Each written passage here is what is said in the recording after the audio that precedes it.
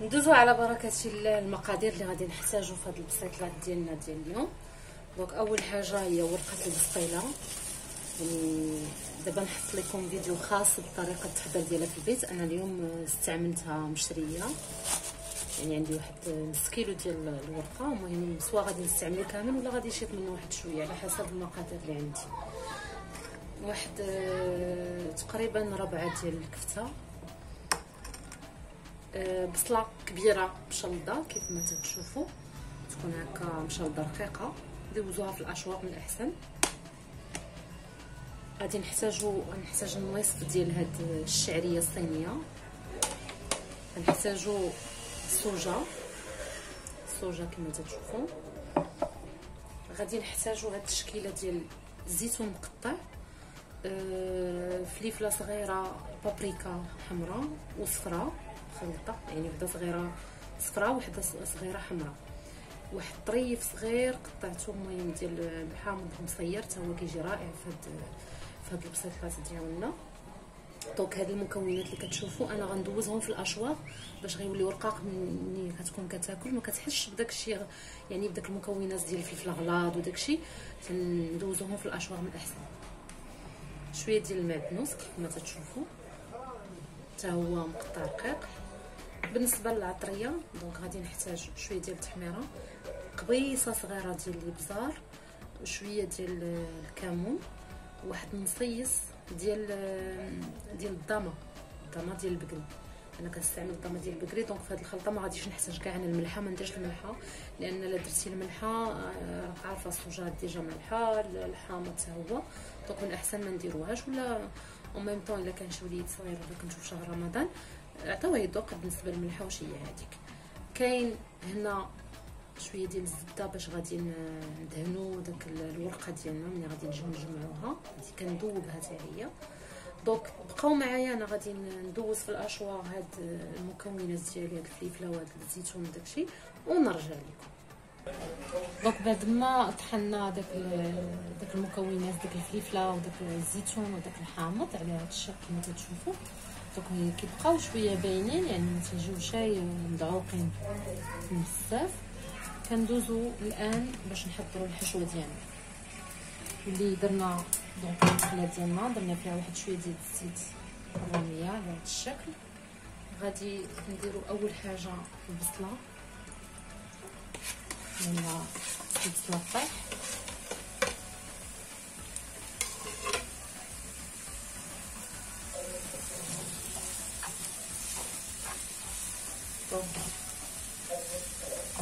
نحاولوا نديوها نجيبوها شويه هكا في الزيت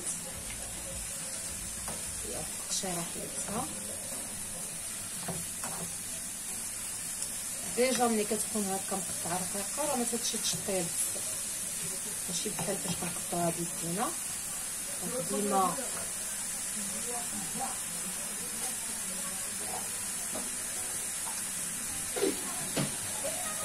ديما انا كنصح بهاد الطحانه هادي ما خصهاش تحط من اي بيت، يعني الاشواط اللي كتجيب لنا زعما كاع الخلطات ممتازين، يعني التقطع ديالها كتقطع مزيان، وحتى يعني البصله الربيع مطيشه من الاحسن تدوزوهم فيها.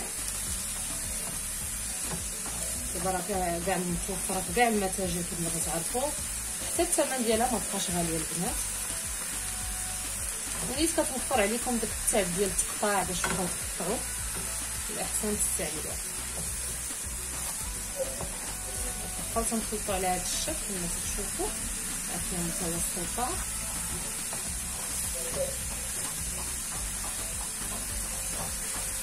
كنحط ليها بدات كطيح شويه، وكنزيد ليها الكفته. يعني ما تنديروش العطريه من الاول البنات باش ما تحرقش لينا. من الاحسن وفي غير ميزور حنا تنديرو، يعني تنطيبوا هذاك البصله ديالنا والكفته، تنحسوا بها بدات كتشد شويه، عاد غادي ندوزو للتوابل.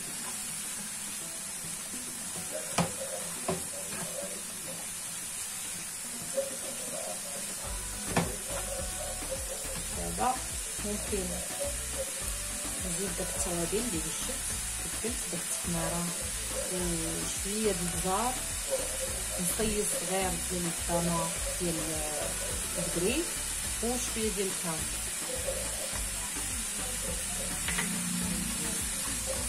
في هاد الاثناء نبقاو نحركو مزيان باش داك المكونات تخلط مع بعضياتها.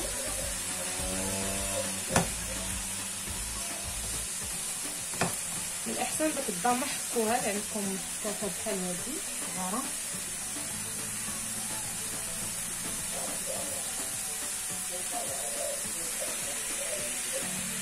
يعني حكاكه بحال هادي تدوزها حكاكه صغيره باش مكيبقاوش داك. انا نسيت محكيتهاش ماشي مشكل، انا غنحاول معاها هاد لالوش نبقى كنحرك حتى غادي تذوب، هي غادي تذوب داك الكبسه بحال هكا شويه كتخلطوها. في هاد الاثناء غنزيدو داك المكون اللي مزناش اللي هو بابريكا، ونخليو المعدنوس حتى البلاتي شويه باش كيبقى داك الطيبه ديالو في الحشوه ديالو. نعطي داك الصوجه كذلك ونحركو بالشكل.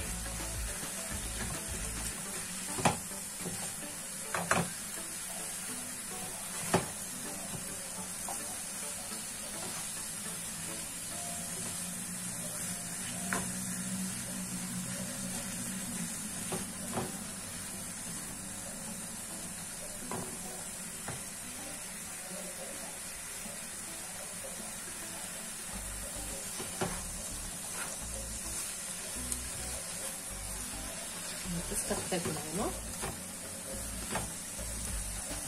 المايونيز،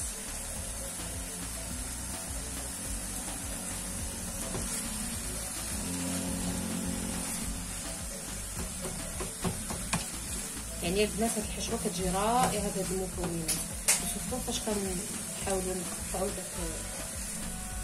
داك الفليفله وداك الحامص كيعطيها واحد المذاق، حتى داك الزيتون كيجي ممتاز.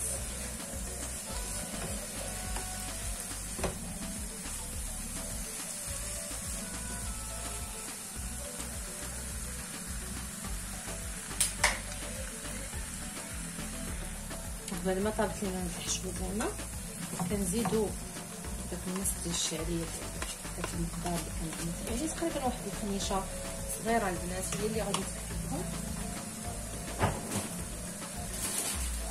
خنيشه بحال هذا الشكل هذا اللي كيتباعو ديجا، يعني هاد الصغيره هادي اللي غتكفيكم هاد الحشوه. كتطبوها بالماء طايب، يعني كديروا الماء طايب من بعد كديروها بشي اناء وكتخليوها ترطب وعاد كتقطعوها بالمقص ديال الكوتون. ودابا في هاد الاثناء غنزيد واحد القطيره ديال الصوجه، هي قطيره ما تكثروش البنات لانها كتكون حامضه ومالحه في نفس الوقت. صافي نبقاو كنحركو على هاد الشكل كما تشوفوا.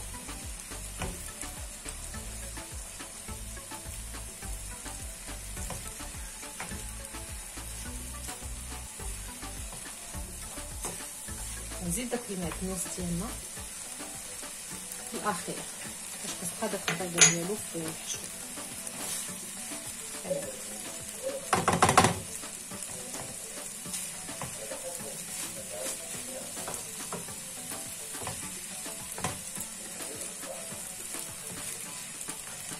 يعني ديجا اللون ديالها البنات. بالنسبه للكفته اللي بغى يستعمل الكفته ديال البقري راه يديرها، واللي بغى يدير الكفته ديال الدانت على حسب يعني المقدورات ديال كل واحد فيهم. نبقاو نخلطو فيها بحال هذا الشكل حتى كتصب لينا وكتكون جاهزه. يعني كنخليوها تبرد باش كندوزو نخدمو بها البسيطلات ديالنا. دونك البنات بعد ما بردات لينا داك الحشوه وذوبنا داك الزبده حتى هي دايبه وبردت شويه، كندوزو لطريقه التحضير ديال البسيطلات ديالنا. انا خديت هاد الزلافه بحال هكذا صغيره موين، وغادي ندير فيها الورقه ديال البسطيله ديالنا. المهم انا كناخذ هذيك الصغيره هي اللي غنحتاج في هاد البسيطلات، كنحاولوا نديروا ليها بحال هكذا، كتحاولوا تدخلوها مزيان، وكنحاولوا نغونفورسيوها من الداخل بالنص ديال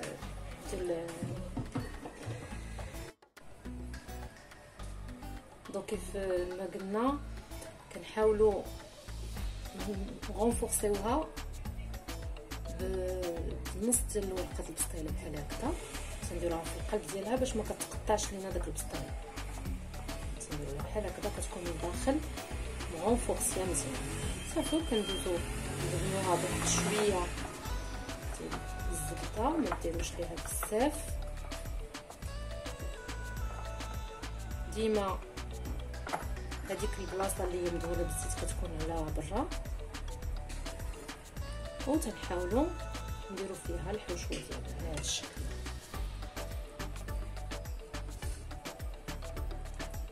ممكن نديرو الحشوه. هاد البسيطلات غيجيو كبار شويه، يعني انا فضلت نديرهم كبار باش مابقاش اللي فضل يديرهم صغيورين يختار شي بول يكون صغار من هكذا. وبيان سور كيحاول يدير بهذه الطريقه بحال هكذا، كتقطعوا من الورقه ديال البسطيله بيان سور. صافي كنبقاو تنبركوا عليها بحال هكذا باش كتاخذ داك لا فورم ديال البول ولا الزلافه بحال هكذا باش كتاخذ لينا شكل. كنحاولوا نجمعوه بحال هكذا،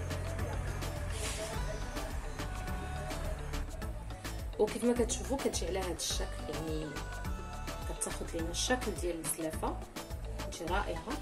تنحطوها يعني الجهه اللي جمعنا كتجي من التحت بحال هكا على هذا الشكل. ملي كتحطوها في المول اصلا ملي كطيب هي كتاخذ لا فورم ديالها وما كتقطعش.